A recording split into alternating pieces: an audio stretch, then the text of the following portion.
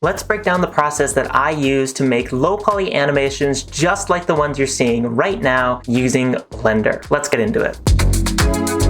So if you want to make your own low poly characters in this style, make sure to check out the playlist that I'm going to link below this video if you want to get started in that process. But that is not what this video is about. This video is about how to animate those characters, low poly characters, using Blender. And more specifically, we're going to animate this character here, Juliet. Now, while we will be using this character in particular, this is going to be a very universal tutorial. This isn't going to be a tutorial on just how to animate her. However, this Juliet model is set up using Blender's Rigify system, which is my personal favorite way of animating characters in Blender. This is the best animation system in Blender, period, if you ask me. So it's going to be great practice to get used to Rigify because this is how a lot of Blender rigs are set up. So knowing how to animate characters like this that are set up this way can be really great animation practice and Blender practice. So let's get right into it.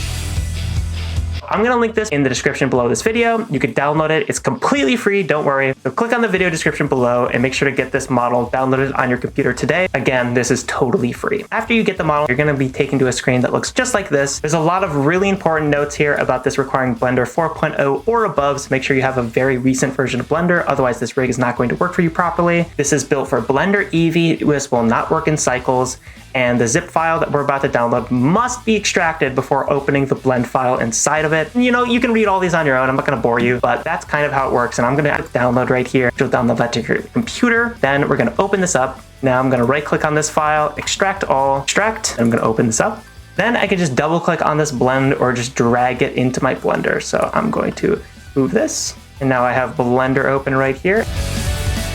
And I'm going to literally take this blend file and drag and drop it and click open, or you can probably just double click on that as well. It's important to note that if you're opening a Blender file like this for the first time, you're more than likely going to get a pop-up just like this. Now, personally, I always click permanently allow execution of scripts and then do allow execution. But in this case here, if you want to be more cautious about it, you can just click allow execution and click that every time you open your blend file. But for me, that's super annoying. I don't want to deal with that. So I always just do permanently allow execution of scripts. Then I go to allow execution. So now that this blend file is open, there's a bunch of really important things I want to get out of the way. First things first, make sure you absolutely disable shadows and ray tracing, because if you don't do that, this is going to lag like crazy once you go to shaded preview. And we're going to want to go to shaded preview because her face expressions will not change unless we are in shaded mode. So we're in solid mode, or excuse me, rendered mode. So we have to be in this shaded preview for her facial expressions to change, because she actually has face control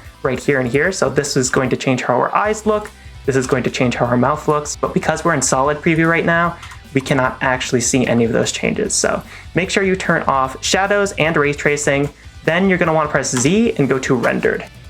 And that was really fast for me, and it's not going to be that fast for you because I already had the shaders for this scene compiled on my computer locally. That is not going to be the case for you. Expect Blender to freeze and stutter for at least a good few minutes there, especially if you have a lower end system like a laptop or something like that. It's going to take a while to compile those shaders, which is totally normal. There's nothing wrong with that. Just bear that in mind. Now that we have that done, if we try to change these eye controls or the mouth control in our rendered view, you're going to see that these will now update, which is really awesome. So all I'm doing is clicking on this bone and pressing G, because this scene starts in pose mode.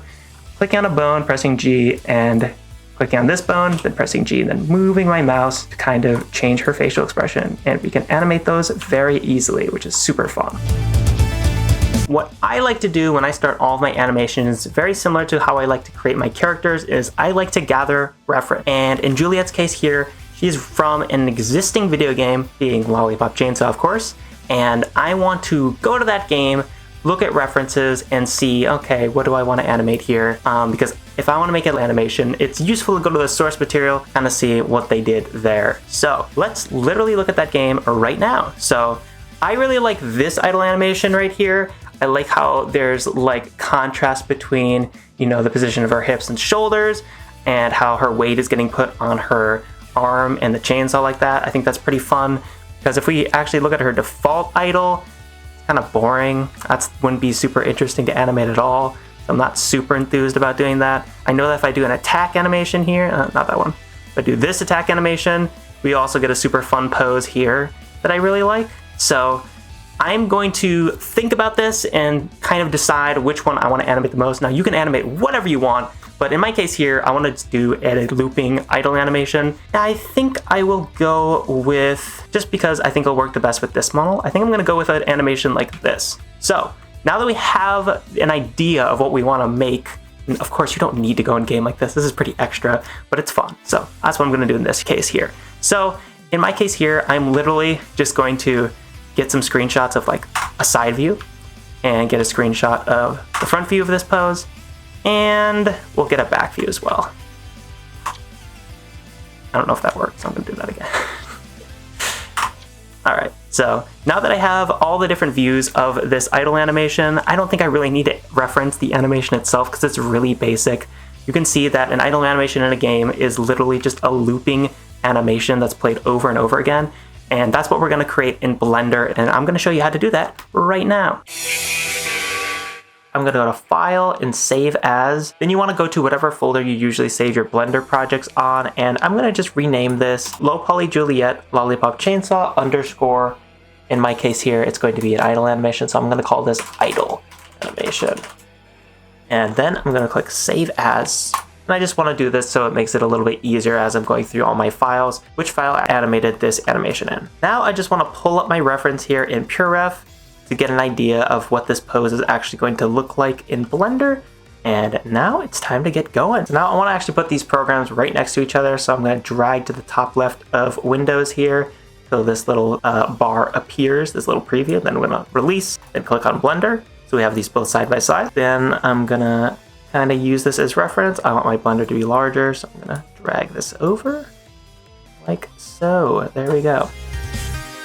So now let's get animating. And the way I'm going to do that is to literally, I'm in pose mode right now. So if you're not in pose mode, make sure to select your rig, then go press Ctrl+Tab to go into pose mode, or you can do that at the top here.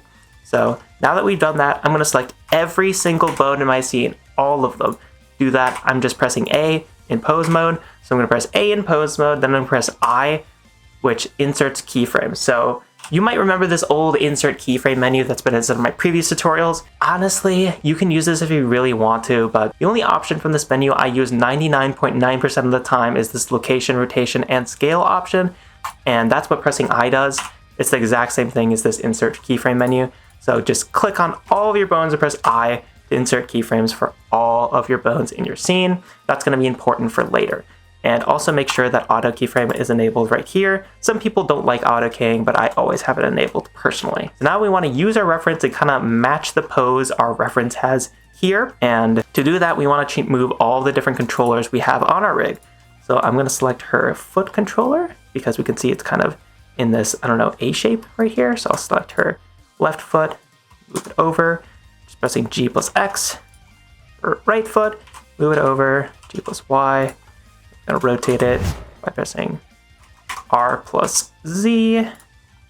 And that's kind of what I'm just gonna do over and over again when I'm posing her. I'm gonna go to the front view here by middle mousing over to the front view, and then I'm gonna hold Alt so it snaps to that front view. That's a fun little trick. If you didn't know that, you can go to a side view, for example, and then if you're holding Alt while you do that, you'll snap to that view orthographically, which is really, really useful. So for example, if I middle mouse to the top view and hold Alt, it'll snap to the top view. Very, very useful, and I use that all the time. So now that I have her torso selected, I'm gonna rotate it like this, G to move it down like that.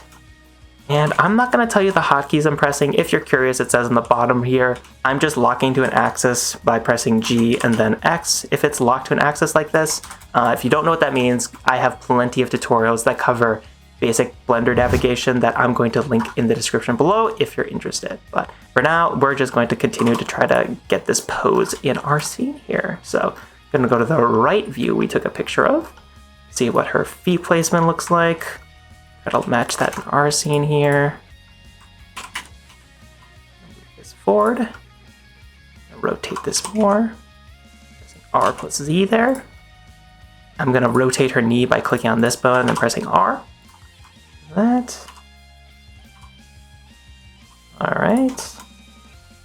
Then I'm gonna grab her hand bone right here and then move it to kind of the position that it is in here. I'm gonna go back to the front view, see what that's looking like. Okay, so the chainsaw should kind of be like this, it looks like. Sort of like that. And her other hand should be on the handle of the chainsaw. I'm gonna move this. And if this is like way too many controllers to look at and you're getting overwhelmed, there's a really cool feature of Rigify where you can hide all these super quickly by pressing N, then go to Item, and there's this Rig Layers tab. So in our little N menu, we want to go to the Item tab, and under Rig Layers, I'm going to hide this tweak bone, these tweak bones, and that's just going to make our lives a lot easier because now we don't have so much visual clutter as we're posing our character. So I'm going to grab her shoulder bone right here, then there's RR to rotate that. I can kind of extend it longer, then there's G, kind of line it up with the chainsaw here. So that bone on the chainsaw is kind of distracting, so I'm going to click on it and then press H to hide that bone right now. Now that she's kind of holding it, I want to line that up more, so I'm just kind of rotating my view, then pressing G to, and her torso should definitely be way more twisted. We can see in the reference it's like facing this direction, whereas our torso is kind of facing us, which we don't want. I'm going to rotate this, rotate it down. I don't want to translate that. That actually looks really weird if I do that. So I want to be mindful of that. Maybe I'll even rotate her torso kind of like this. There we go. And rotate the torso like this. Then of course we want her head kind of facing us, looking a bit down like this. Rotate her neck bone like that. And kind of get her looking like this. This elbow is not correct though. We can see that it should definitely not be like that. I think if I move these like this way, it'll fix it a little bit. But even then, we're gonna have to select this elbow right here by clicking this arrow, then press R to rotate that down. Yeah, that's a lot more accurate. Kind of like that. Select her shoulder bone right here. Press G to translate that, so it's pretty accurate like that. Alright, I like that. I'm gonna move this over even more so though. Alright, cool. Then we'll rotate this more. Press N, turn on these tweak bones so I can edit these a little bit. We'll use this one and rotate it. It's being a little buggy if I do that though, so I'm not gonna do that too much. Looking pretty good already. So I'm going to click on this bone right here, which is like her left knee controller. Then press R, rotate it like this. Looking pretty good. And this one, R. It looks like this is supposed to be a little bit more forward. There's like this arrow shape to the leg almost, so just to make sure I'm reflecting that in my pose, I'm going to select this hip controller and shift select both of these hand controllers. Go back to the front view. G, move it down like this. Yeah, that's feeling a lot more accurate. All right, sweet. We go back to the left view, go to our left view here, see how this is looking. Gonna move our hand controllers once again, a little bit more accurate. This, it's like her torso is kind of facing forward, like you can see the line of her shoulders. If I select this, should be a little bit more like this. This forward. And I'm gonna move this forward. And I'm gonna rotate this again. In R's, rotate the knee a little bit like this. It looks like the foot is out way more forward in this one, so I'm going to select our foot bone. G plus Y. On the Y axis like that. This one might be even further back. G plus Y. R plus C. Front view. And hey, that's looking pretty good. We're going to turn off overlays here by pressing Shift Alt Z. Kind of rotate around our model, and that's looking like a really nice pose. Awesome. So I probably want to change her facial expression here as well. Let's see. So I'm going to click on our eye control bone. Then I'm going to just press this G and then move my mouse. I think this one looks pretty nice, but it does look odd that she's like not looking at us. So I'm going to select her head bone here. I'm just gonna rotate that up. I know that's not what it actually looks like in game, but we can take some creative liberties. Why not? And maybe I'll do that. That looks fine. Yeah, I'm okay with that. That's cute. I'll select our mouth control. want to do anything different there. That's pretty cute.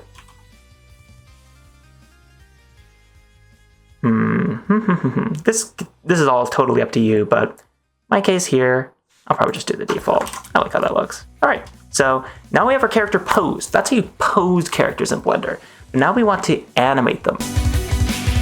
There is actually a problem if we want to do this, where if we animate our character, we're going to want to have this hand bone fall along with our chainsaw, which it currently is not. That is a problem. How do we make it so that every single time we are moving the chainsaw or this hand bone, this bone is following along with it? The way we're going to do that is actually with a free add-on called Dynamic Parent. And this is one of my absolute favorite Blender add-ons. Let me show you that real quick. If you click the link, you're going to see all of this here and a download for it right here under installation. Download the latest version of the add-on. So click right here, then dynamicparent.zip. I'm going to click on that right there. And then I'm going to go back to Blender, like so. I'm going to go to Edit, Preferences, Add-ons. Then I'm going to click this, go to the Add-ons tab, and do this little drop down right here, and do Install from Disk. Navigate to where on my computer I downloaded that file. In my case here, it was just my Downloads folder, and I'll double click on it.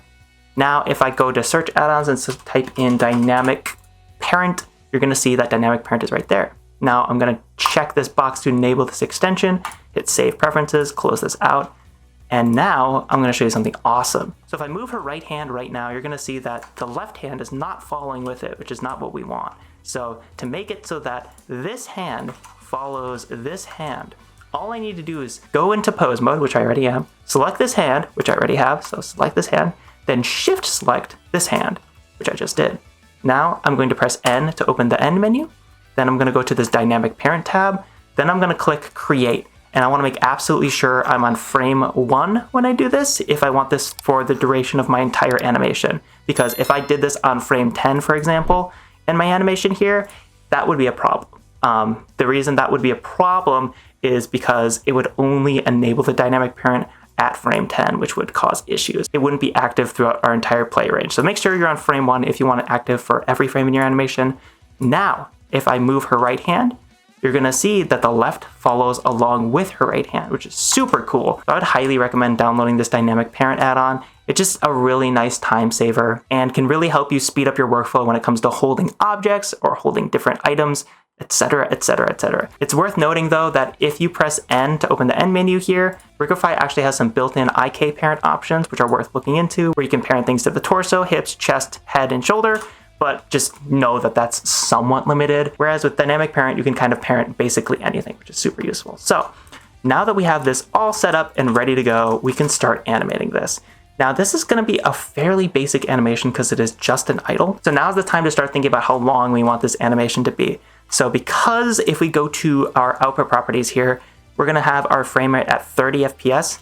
That means that for every 30 frames we have set for our playback/rendering range in our timeline here, every 30 frames that pass is going to be 1 second. So in our case here, I will set the duration of our animation to just be 25 frames, because that's going to be pretty cleanly divisible. If we want something like every 5 frames, for example, it's going to be pretty easy to do. So once again, I want to select every bone in my scene by pressing A, or at least every bone in Juliet's rig. Then I'm going to press I to insert a keyframe.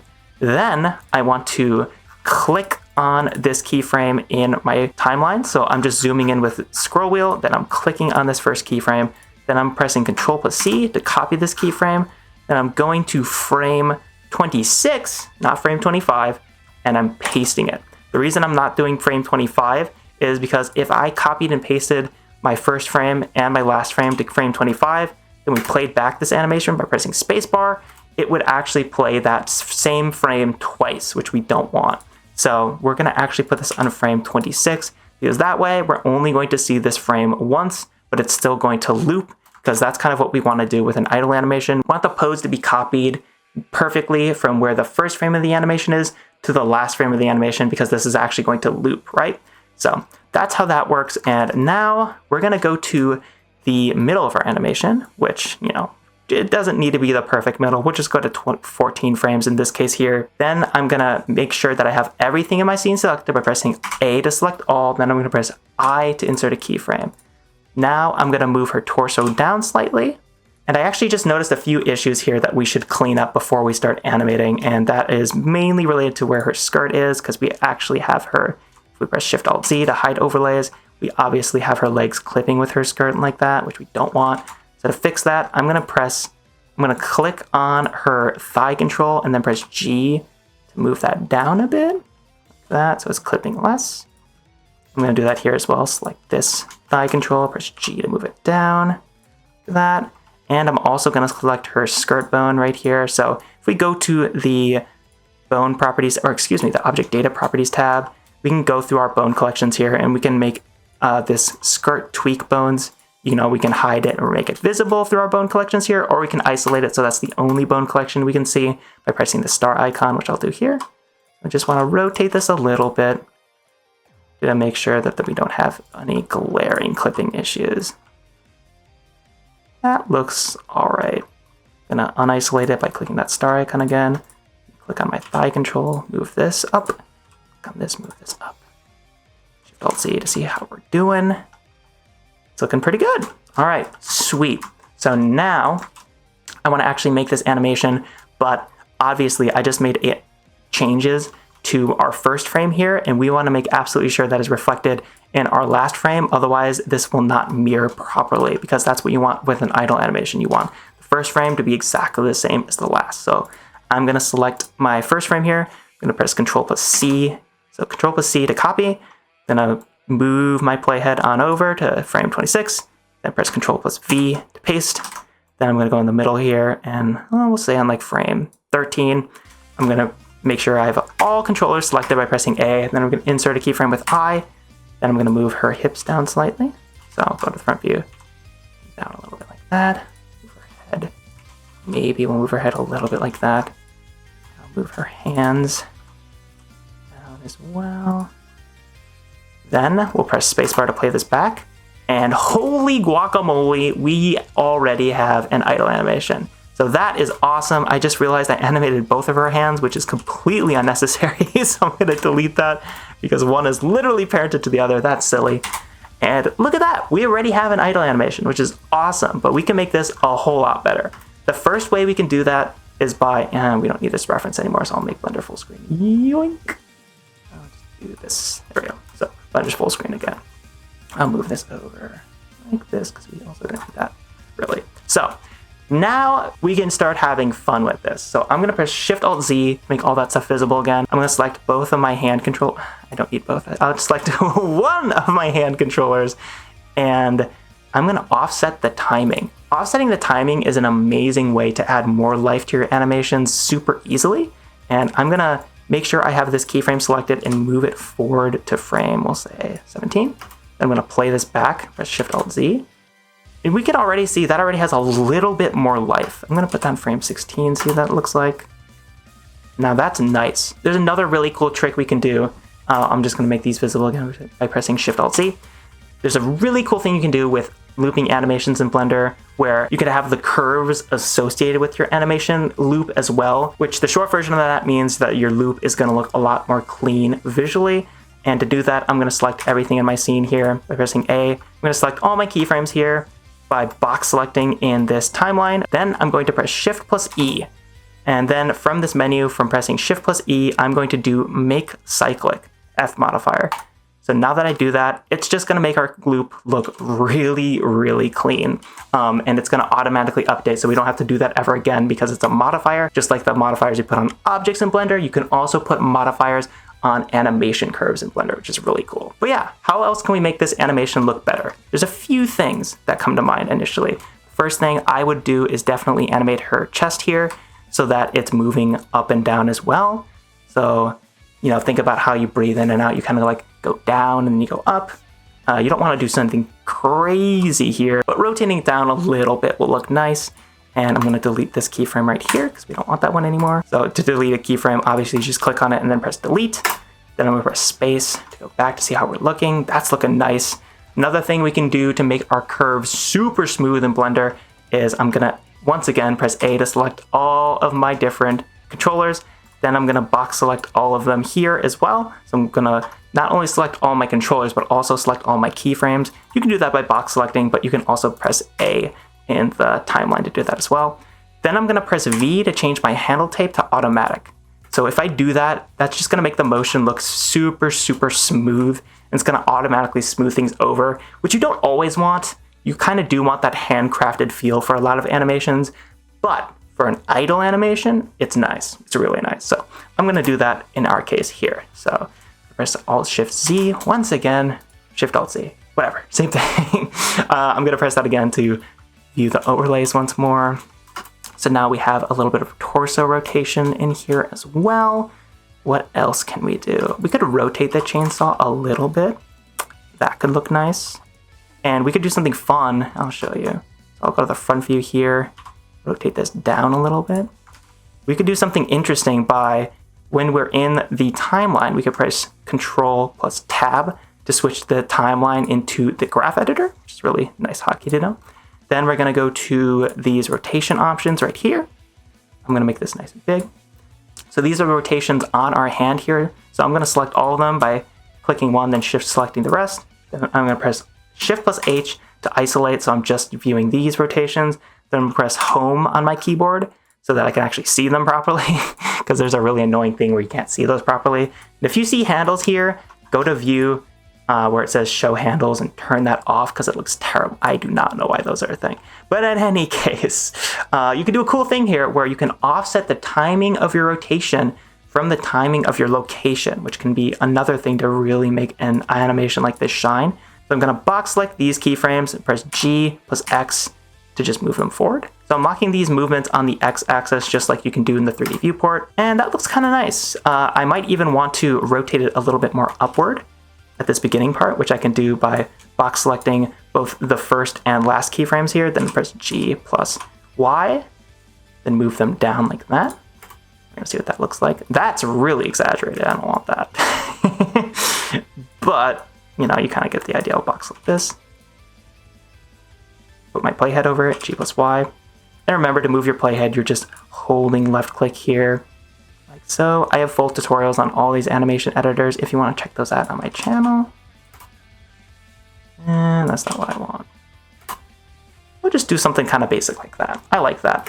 And I can even go to the location handles here. So I'm gonna box select all those in the graph editor and press Shift plus H. Then maybe I want to offset this timing once more. So maybe I want them to be like here now. So I'll just box select these, press G plus X to lock them to the X axis. That's pretty fun. I can press G plus X to move it over, see what that looks like. I like that a little more though. Interesting. So yeah, you can play with this to your heart's content, but that's what I'll do in this case here. Back to the front view, I can animate her shoulders moving as well. That's going to add some life to this. That is much needed. A very common beginner mistake when you're animating is to not animate your shoulders. Super common mistake. Try to avoid that. Move this down right here. So press G to move this down, R to rotate it. I'll delete this keyframe because I don't want that anymore. I'll press space to play this back. Alt Z to hide the overlays. That's pretty cool. Though very exaggerated on this one, so Shift Alt Z to make that visible. Click on this, and I'll do a little trick where I want this to do basically the same thing but way less. And to do that, I'm gonna go, we'll say about 50% between these keyframes. I'll do even less so. I'll do a frame 7, insert a keyframe, copy this keyframe by box selecting it, go to this keyframe, paste it, then delete this keyframe, and I'll play this back, and it's gonna be much less but with the same timing, which is very useful sometimes. It's looking pretty cool. I'm liking that. All right, what else can we do? I feel like we need more rotation in this torso, so I'm gonna see what I can do by selecting some of my tweak bones here, so making sure those are visible. Let's see if any of these could be rotated a little. Could do something with that one. This one doesn't have any animation data on it yet, right? Okay, so I'll select this tweak bone for the torso, and I'll actually go to frame 1 and rotate it up slightly. Nah, I changed my mind. I'll go to frame 13, rotate this down, and I'm gonna press home to make sure I can see my keyframes here, just to see where I have the timing of this chest controller, because I probably don't want this on the same timing. I'll do it a little bit after this. I'll play this back. That's fun. I like that. That feels nice. Maybe I can even, again, Shift-Alt-Z to make those visible again. I could even rotate her spine FK controller, or I could do the hips controller. They basically are the same thing. I could animate this as well. Let's see what it looks like if I just flare it out slightly. I'm going to delete these keyframes. That's pretty fun. I like that. That's fun. All right, cool. Looking good. Let's see to see where we're looking. That's pretty cool.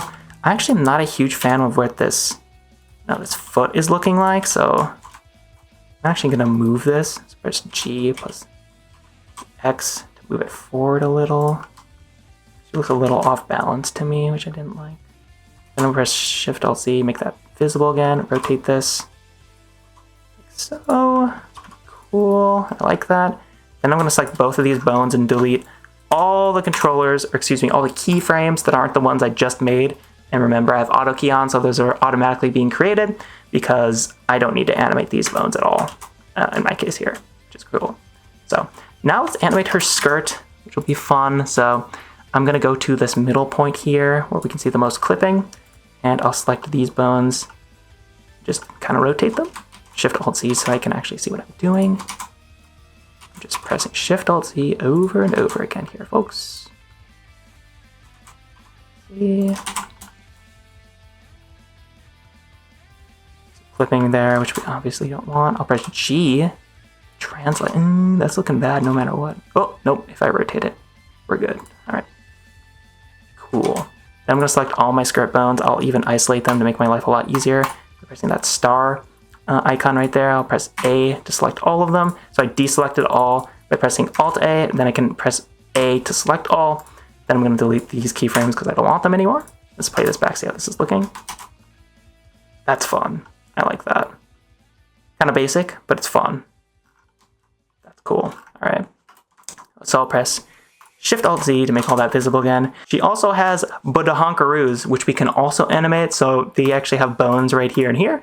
So I'm going to click on the right Budahonkaroo and then select Shift-click on the left Budahonkaroo. Then I'm going to go to frame 17. We'll see. And I'll rotate them down. I'll translate them as well a little bit, just for fun. I'll delete these keyframes right here. And then right before they go down, there's a little trick for you when you're animating. Boopa. You can select all the keyframes on frame 1 here, copy, paste, then I'm gonna rotate them up. G to translate them up a little. This is gonna be pretty exaggerated, but we're gonna see by pressing Shift-Alt-Z, playing them back. Yeah, that's getting stuck, but getting close, right? That's getting stuck right here. I don't like how that looks, so I'm gonna select all these keyframes, move them over, G plus X.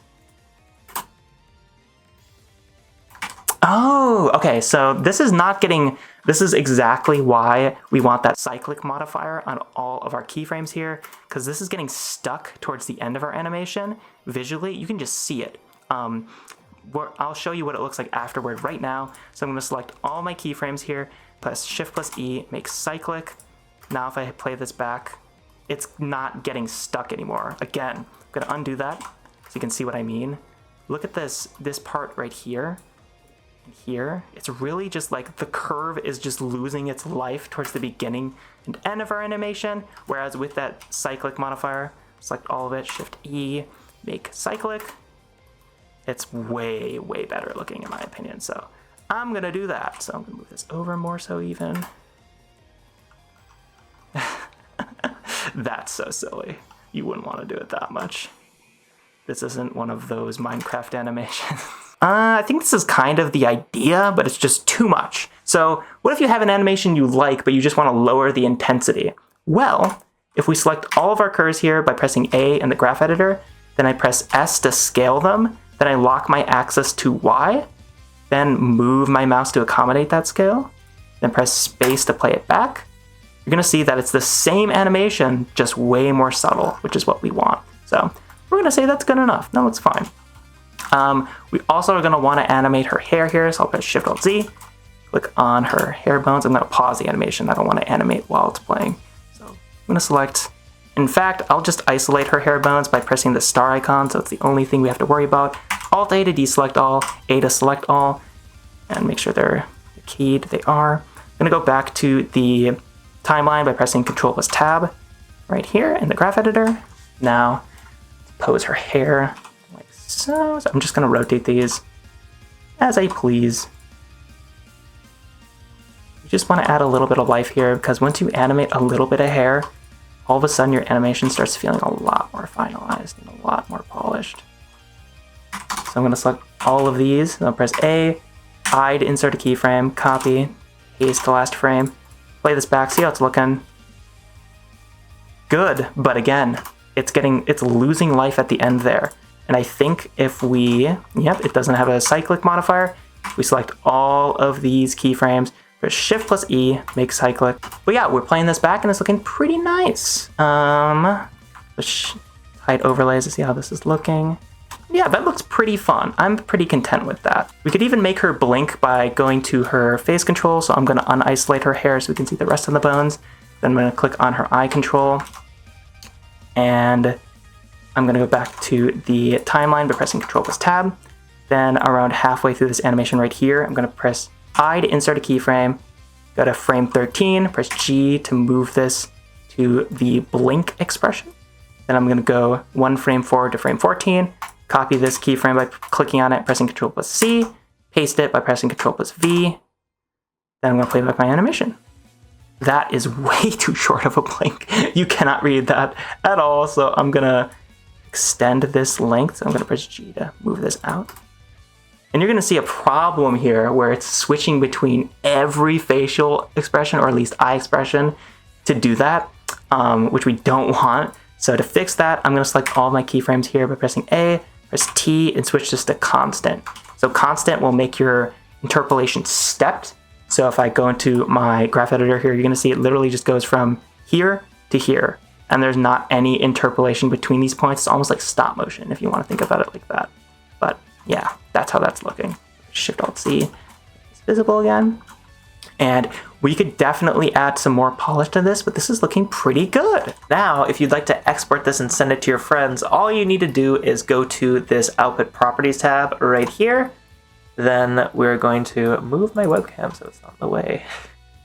Then I'm gonna scroll down and see that we're on PNG file format with RGBA. So if I rendered this out right now, it would be a sequence of PNGs 25 because we have 25 frames in this animation, and it'd have a transparent background because I have my color set to RGBA and I have my film set to transparent. So if I didn't have this enabled, it wouldn't render with transparency, but because I have that enabled and I have RGBA, A standing for alpha, this will render with transparency. However, I just want to do a quick render that I could show to my Discord friends, for example. So I'm going to render this as a MP4, and to do that, I'm going to click on File Format right here. I will set this to FFmpeg video. Then I'll go to Encoding and put my container to MPEG-4, which means MP4.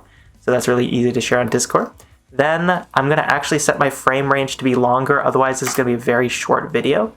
I want to set this to about, we'll say 50 frames. Right, so we'll play this back.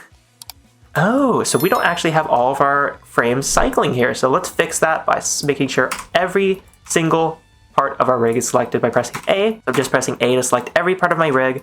Then I'm selecting all of my keyframes. Shift plus E, make cyclic.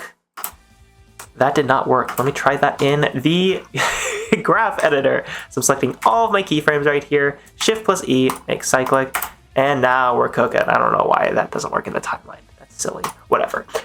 So yeah, now we can render this out really quickly by going to View, Viewport Render Animation. So with my file format set to FMPEG video and my coding set to MPEG-4, keep in mind this is not going to render with transparency because this is just an MP4 file. But if I go to Video, then Viewport Render Animation, we're going to render out our animation we just made super quickly, which is awesome. We're going to give that a little bit to render. This might take a little bit longer on your computer depending on your specs. Keep in mind it's going to output your video to whatever folder you have set right here. So if you want that somewhere else, just click open this dialog box and select the folder on your computer you want your video to output to. For example, your videos folder on your computer. But yes, if I go to this folder, search MP4 and double click on this, you're gonna find our animation rendered out, which is super awesome. One final thing I wanna mention super quickly before we close out this tutorial is I've had a lot of people ask me about how to add sound to their animations, how to animate to sound in Blender. And that's actually super easy, so let's just cover it very quickly here. So I'm gonna make a new workspace, and I'm actually gonna make this a video editing workspace. So I'm gonna press plus here, video editing, video editing. Now we're not gonna see anything here because this is the video sequencer, so I'm gonna go back to the 3D viewport. If I can get an idea, I'll press Z to go to render view again, just to get an idea of what my animation's looking like. Now if I play this back, this is basically the same thing that's happening in our other workspace here. Why is she T-posing? Oh, because I'm in edit mode. But yeah, this is just a nice way to preview some audio editing stuff. So I usually go to the video editing workspace when I'm doing this. Now in this menu over here where we can see all the different folders on our computer, I'm gonna navigate to the folder where I have the sounds that I want in my scene, in which case here, that's going to be my sound effects tutorial folder. Now I have a bunch of sound effects in here. I have like the Nintendo Switch sound. These don't actually make very much sense for my animation right now, but that's beside the point. This works for anything. So let's do the Nintendo Switch sound, which he blinks like this. So I'm going to drag and drop the Nintendo Switch sound from my folder here into my timeline here, because I want it to be when she blinks, so like right here. I'm going to click and drag this over. This might be extremely loud. I have to turn on my desktop audio. I forgot about that. So let's do that and see what this is like. I'm actually going to turn this down because I'm going to warn your ears. Be very careful when you do this. Blender is like super loud by default, but let's play this back. All right, that works. She blinks twice though, so let's copy and paste this so it does it again. So Control C to copy, Control V to paste. Here. That's pretty weird, but there you go. Something to make sure you have when you're playing back audio is to go to your timeline here. So this is just the timeline. It's kind of squished down right now, but this is our timeline, I promise you. So go to your timeline playback settings and make absolutely sure you have your sync mode set to sync to audio. I always have sync to audio. It's very rare that I'd ever want frame dropping or play every frame. I almost always want sync to audio. You can even turn on scrubbing here. Make sure play audio is enabled, obviously, so you can hear it. But you can also turn on scrubbing if you want to be able to, hold left click to go through with your playhead and still hear your sound, which is super useful for lip syncing. So that's what that's doing here, which is cool. So obviously I have a bunch of sound effects here, but I could just delete these by pressing delete on my keyboard and drag in music, for example. So this is my podcast intro, so I'll drag that in here. I'll lower the volume for the sake of your ears to 0.25. And if you want to raise or lower the volume, just click on your track that you want to adjust, then just adjust it here. Then we're going to go to frame 1 here and play this back. That's pretty cool, right? So that's how you add sound effects. If you're ever getting any weird playback issues, you can always go to Edit, Preferences, and then go to, where is it? Somewhere, System, Sound. Sometimes changing your audio device to like OpenAL can help if you ever have issues with that. But that's how you add sound to your animations. There's something super important I want to mention though. Make absolutely sure in your encoding settings, you actually have a audio codec enabled, because if we just export our animation right now, even though we have audio in our scene, it would not export because we have 0 audio codec selected right now. So you would want to select something like, AAC is what I usually do. You can do MP3. Anything works really. Just depends on the needs of your specific project, but I'll do AAC in this case here. And then I'll go to View, Viewport Render Animation, and I can even right-click this and assign this to my quick favorites. So I can just press Q to do a Viewport Render Animation, which is much faster. I always do that. So, and if you're doing a viewport render animation like this, make sure to hide your overlays so you don't see them in your render. That's kind of embarrassing. I should have mentioned that earlier. Hee. But yes, it's going to render out now. And when this is done rendering, if I go to that file here and we look in the folder where I just outputted my video that I just rendered, now if we play this back, we have sound, which is awesome. So that's how you add sound to your animations. This is a very short animation. You probably wouldn't want to add sound to. You can also obviously just add this in post when you're done rendering this out. Personally, it's pretty rare for me to add sound in Blender unless I'm lip syncing. I usually just add sound and music in Premiere Pro, for example, unless it's like literally a music video where it's super important. But yeah, that's how you add sound to your animations. It's also important to mention the difference between IK and FK. Now, I do have a whole entire video that covers this on my channel, but the short version is that IK is controlled by using translation like we're doing here. So I can just press G to move this bone and it'll fall along with the translation of our bone. Whereas if we switch this to FK, like so, and then we turn on her FK bone so we can actually see the FK bones and turn off the IK. If I click on this bone and press R, it's going to translate via rotation. So I can now move this bone via rotation with FK, and if I want to move it back with translation, I can use this slider right here in the item menu of Rigify to switch it to between IK and FK, and this works on both her hands as well as her feet. And there's certain animations you're going to have where IK is going to make sense, and there's going to be certain other animations where using FK makes more sense. It kind of depends on the needs of your animation. Again, I have a full video on that if you want to know more. But if you need to switch between them, just click on whatever part of your rig you want to switch to IK or FK. So just click on the bone and then turn it to FK by using this little slider so you can see IK to FK with their foot left, because I have the left foot selected. If I select the right foot, it's going to be IK to FK for the right foot. Then to actually see the IK bones, you need to go to your rig layers and make sure that FK is enabled for both of them. So we can see under leg IK, there's these FK bones. So you can just click on those, and now you can start animating an FK like so, which is super useful sometimes. So that's how you switch between IK and FK. And you can even keyframe these by pressing I on your keyboard, so you can have an animation that switches between IK to FK, and there's also these really useful snapping options as well, if you ever want to snap an animation from IK to FK. One other thing that's worth mentioning is that if you want to render for the perspective of your camera in Blender, that's super duper easy. All you need to do is press 0 on your numpad, or you can just click this button right here on the right side of your viewport. Now we are going to be rendering our scene from the perspective of our camera. And by clicking on our camera and pressing Shift plus tilde, we can move our camera around like this, which is really useful. So say I want to do a render that's kind of like a low angle like this, I can even press R to rotate our camera like this, Shift plus tilde to go back to controlling it. I can do mouse wheel down to slow down the animation of our camera, or excuse me, the movement of our camera like this. And I can even keyframe my camera just like anything else in Blender. So I press I to animate or insert a keyframe, and then I can go to the last frame here, for example, and move slightly forward. Then if I play my animation back, you're going to see my camera's moving as well. And say I want to render this out, all I would need to do is, because I already added viewport render animation to my quick favorites, I can just press Q here, go to viewport render animation, and it's going to render this animation out from the perspective of my camera, because I am in the camera view when I'm doing that render. And obviously I'm doing this for a looping animation, but this works totally the exact same way if this was a non-looping animation. So if I select my rig here and I select all of my keyframes and I press Shift plus E and clear cyclic, this is now a non-looping animation, right? I can make any animation I want using this workflow. I can make it so that she, throws the chainsaw up in the air or whatever I want to do. So I can grab her bone here and just like throw it in the air, something silly like that. And if we play this back,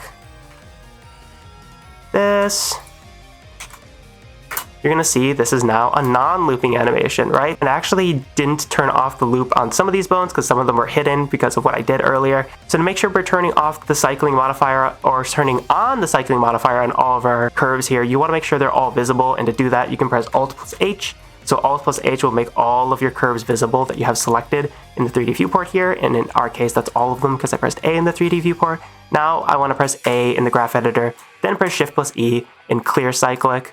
So now if I play this back, our animation is no longer cycling. So that is how I make all of my low poly animations. I think that covers basically everything. In short, you either want to make a model or get an existing model ready for animation. After that, you want to gather references for what you want to animate to make sure you have a good idea, clear idea moving forward of what you want animated. Then after that, after you have your references, you want to pose your model, make sure it's lining up with the poses in your reference appropriately. Then you want to animate your model, add sound if needed, then animate your cameras like we just did here if you want to do that. And after all that, you just want to render out your animation, either by going to render animation here or by going to view viewport render animation like we can do with this model here, as it's a little bit more simple. Make sure to check out my full character modeling playlist on YouTube if you want a breakdown of how to make your own characters in this style using Blender. And if you want to jumpstart your journey into making low poly characters, check out the Gumroad version of that series because it has a bunch of bonuses that are greatly going to speed up your character creation process. Thanks for watching, and I'll see you in the next video.